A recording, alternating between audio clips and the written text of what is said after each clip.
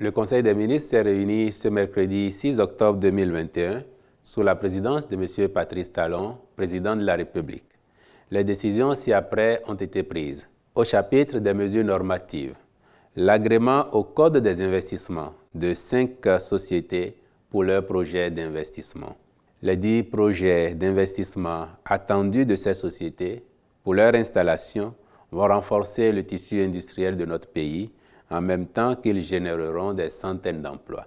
Les domaines d'intervention sont aussi divers que variés et s'établissent comme ci-après. L'écrin Sarl pour l'installation et l'exploitation à Cotonou d'une usine de pâtisserie de type européen. Oluwasola Global Business Sarl pour l'installation dans la zone industrielle de Semenkoji d'une unité de production de concentré de jus de fruits et d'une unité de production de provende pour poissons. Le label Coton du Bénin SA pour l'installation à Seponga dans la commune de Tanguieta d'une unité industrielle d'égrenage de coton. Bourgeon Sarl pour la construction et l'exploitation à Azonkamé dans la commune de Zé d'une unité de production de gaz à usage médical et industriel. Oryx Bénin SA pour l'installation dans la zone industrielle de Semenkoji d'une unité de stockage et d'emplissage de gaz domestique et requalification des bouteilles de gaz GPL. Nous avons ensuite l'adoption du projet de décret portant réglementation de la gestion du parc des véhicules et autres équipements motorisés de l'État. Ce décret vise à actualiser celui de 1999 qui, à la pratique, s'est révélé obsolète du fait du développement de l'administration et des réformes intervenues en matière de gestion des biens publics. Son avènement permettra de définir avec plus de précision le contenu du parc automobile de l'État et les bénéficiaires des véhicules de fonction ou de service. Reformuler l'ensemble des dispositions de manière à éviter les interprétations susceptibles d'engendrer des dérives. Prendre en compte les règles de la comptabilité des matières. Rationaliser l'utilisation des conducteurs de véhicules administratifs dont l'effectif actuel ne couvre pas le nombre de véhicules administratifs en circulation.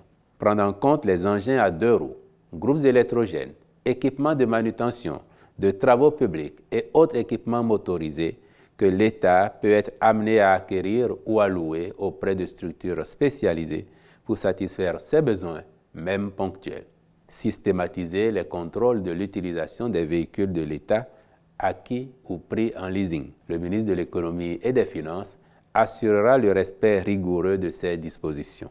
Le Conseil a, par ailleurs, adopté le décret portant attribution, organisation et fonctionnement du ministère des Infrastructures et des Transports.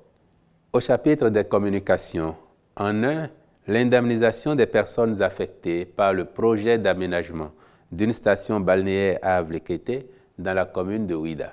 L'emprise du domaine concerné par les indemnisations, déduction faite de la superficie occupée par les infrastructures publiques et du domaine public maritime est de 352 hectares, 55 à 54 centiares. Au regard du niveau d'avancement des études, le Conseil a autorisé le ministre de l'Économie et des Finances à mettre les ressources à disposition pour la prise en charge des personnes affectées par le projet afin de permettre le démarrage des travaux.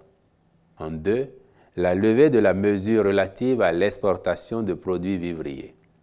Le Conseil des ministres, en sa séance du 16 juin 2021, avait, à la suite de leur compte rendu, instruit le ministre de l'Agriculture, de l'Élevage et de la Pêche et le ministre de l'Industrie et du Commerce de veiller à empêcher la sortie incontrôlée des produits agricoles en raison de la hausse des prix de ces produits observés sur nos marchés.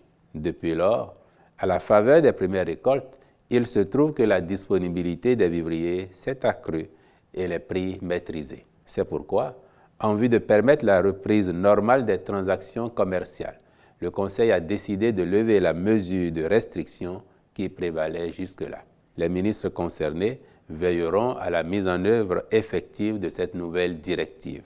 Au chapitre des rencontres et manifestations internationales, le Conseil a autorisé l'organisation au Bénin du 3 au 10 décembre 2021 de la 61e session ordinaire du Conseil d'administration de l'Organisation africaine de la propriété intellectuelle OAPI. Enfin, au chapitre des mesures individuelles, sur proposition du ministre, les nominations suivantes ont été prononcées au ministère des Enseignements secondaires, techniques et de la formation professionnelle. Directeur adjoint de cabinet, M.